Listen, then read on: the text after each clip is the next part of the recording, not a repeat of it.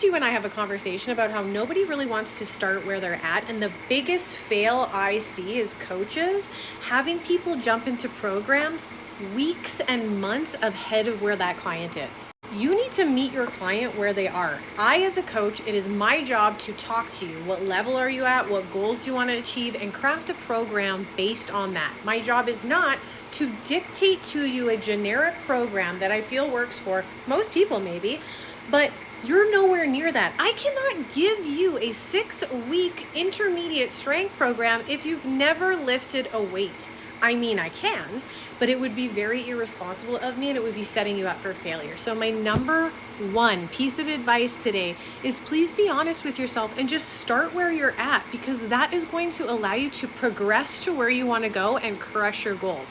It is not, however, going to make you start 2 months into where you should be and give up because it's too hard, because you get injured, because fill in the blank. It's not setting you up to succeed.